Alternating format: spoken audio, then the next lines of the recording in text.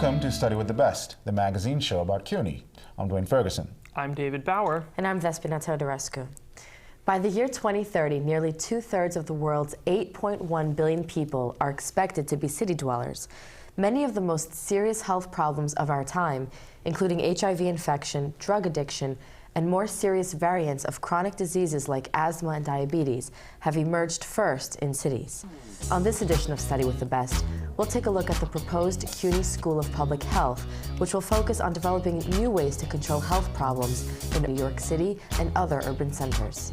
And we'll speak to a professor at BMCC who's trying to break the barriers to bring more men into the field of early childhood education.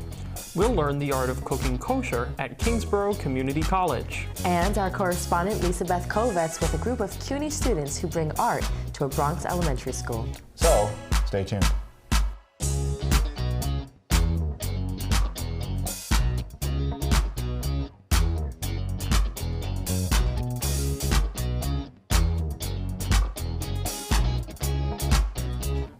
With soaring test scores on the New York State nursing exam and thousands of students enrolled in the allied health sciences, CUNY has become the place to go for a health-related education. Now, the City University of New York is looking to tackle urban health issues with the proposed CUNY School of Public Health, under the guidance of distinguished cancer researcher Dr. Kenneth Olden. Healthy CUNY, healthy New York. When you enter a hospital, health center, clinic, or doctor's office, invariably, the nurse, the X-ray technician, the person handling your records, and if you needed the help getting there, the EMS technician are probably all CUNY graduates. Did you know that 6 out of the 10 of the top colleges graduating nurses in New York State are CUNY colleges? And that as of the fall of 2008, more than 20,000 CUNY undergraduate students are enrolled in allied health professions and related clinical science programs. CUNY also offers highly popular programs in physical therapy and a whole host of associate degree-related medical technician and health specialist degrees. An urban university of the stature of the City University of New York needs to create a new graduate school of public health. In September 2006, Chancellor Matthew Goldstein announced plans to open a CUNY School of Public Health by 2010 that will be the only such program in the nation focusing on urban public health. The school will offer community-based public health master's and doctoral degrees and will be the first public school of its kind in New York City. I was just so elated when the Chancellor asked me if I would take the leadership role in building the CUNY School of Public Health at Hunter College. We have in New York City the highest rates of AIDS, diabetes, and obesity in the nation's cities. That is a crisis, and CUNY needed to be part of the solution. The school will operate under an integrated university model and will be based on 4 campuses: Brooklyn College, Hunter College, Lehman College, and the CUNY Graduate Center. It will include the public health programs at these campuses, as well as additional public health-related programs and faculty from other CUNY campuses. We also are expanding our research and service to work with many organizations throughout the city, government organizations.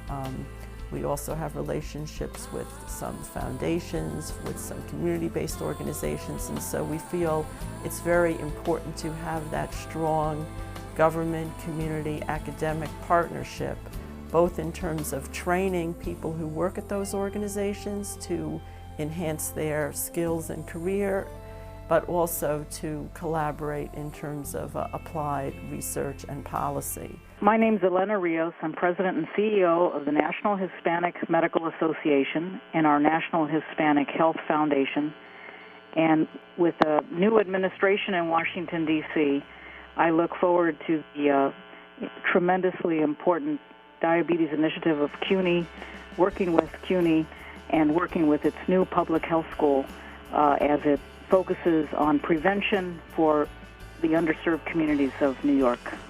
The Chancellor asked me to find an exceptional leader, and I know in having Dr. Olden, we have succeeded in providing the leadership that we need to make the CUNY School of Public Health really succeed. Dr. Olden is an exceptional scientist. He is trained as a biologist and he's committed to cancer research, but he has always been concerned about the crisis in public health in this country. And we were very lucky to be able to convince him that rather than retire and rest on his laurels as a greatly acclaimed scientist, that he should join us at CUNY and at Hunter College to help create this new school of public health. This was one opportunity that I thought I couldn't pass up. So I think coming here, creating the kind of school of public health that we're going to create here is just exciting. I want to build a foundation here to be certain that this school is properly launched and that this becomes the Mecca, the epicenter for modern public health. Healthy CUNY, healthy New York.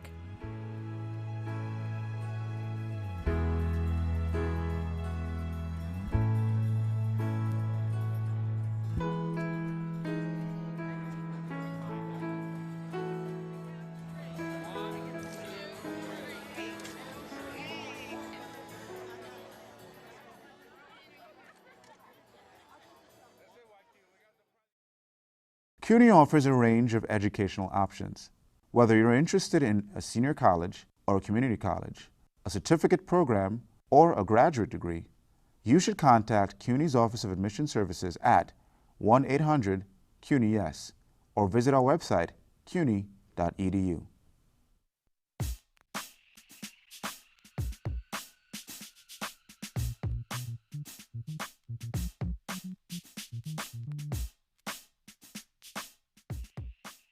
Visit a preschool program today, and most likely you'll see only women working with young children.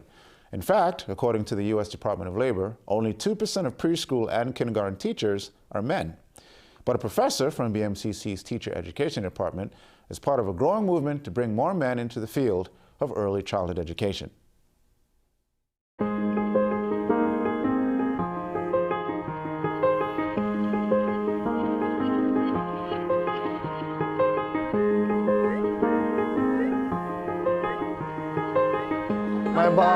My body makes music.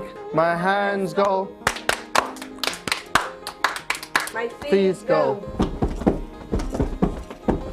My Mouth go. La la la la la la la la la. Well, Leroy, he's a natural with children.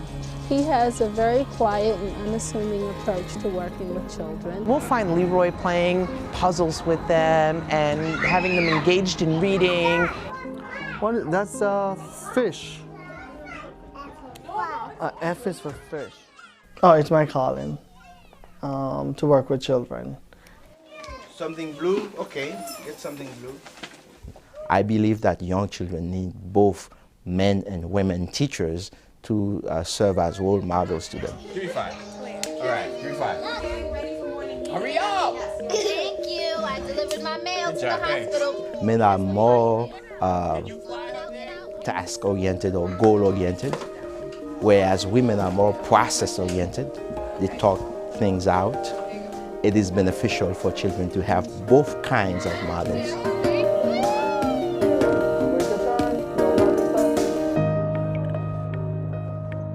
There are a lot of stigma attached to men working with young children. There is a whole communal or societal mindset that says, oh, well, we Latino and black males don't work with young children. That's a domain for women. I think they will be surprised coming in and see that not everybody looks at them as, oh, just a male. They become a part of a team where everybody works together, and it's not about gender. It's about the overall goal of helping every individual child to learn. Seeing that men are visibly absent in the field of early childhood education, I took on that challenge to help make a difference. I advise them, I mentor them, I visit them in the field, and I serve as a support system for them emotionally as well as academically. So you basically trace this? Traced it from their whole body, and then we do the handprints, So how did the children respond? Oh, they love it, and some of them.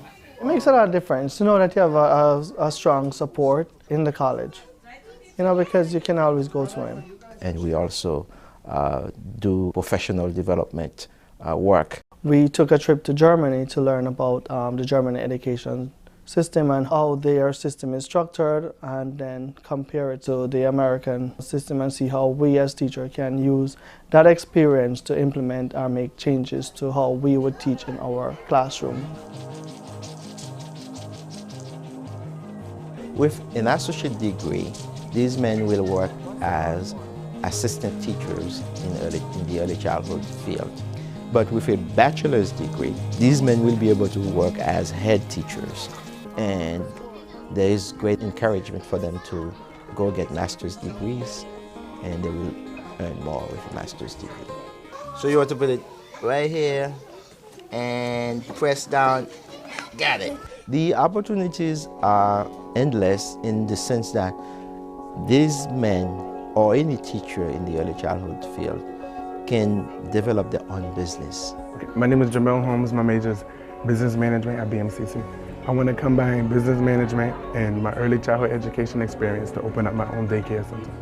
Right now I'm mentoring 20 men, and I believe these men will also help to bring in more men into the field. So there will be like a multiplying effect, if not exponential effect pretty soon.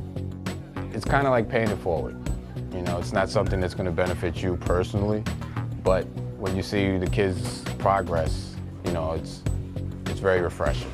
You know, to know that you can make that change, to me, it's cool.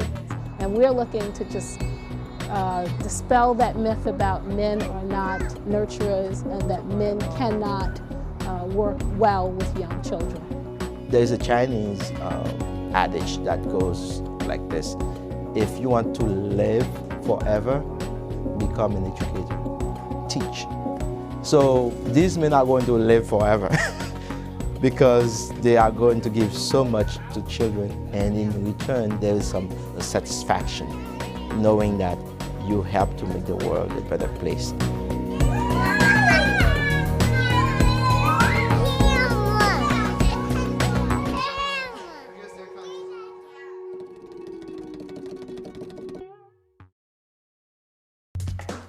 Whether you're looking to become a chef or impress your loved ones, the Center for Kosher Culinary Arts, in partnership with Kingsborough Community College, offers training courses in modern kosher cooking, with dishes including gnocchi and barbecue steaks, all made in accordance with Jewish law.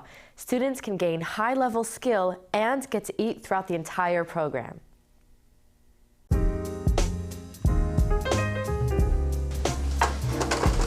There's only 5 items. It's 3 cups, 1.5. Lovely.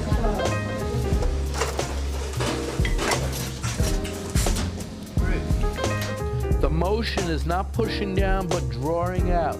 You are queen of the gnocchi. We have a little piece of meat to try it with. We're all set. Our program is a short-term, intensive, professional level training program in culinary arts. It's 150 hours. The focus is on fundamental culinary technique and practice.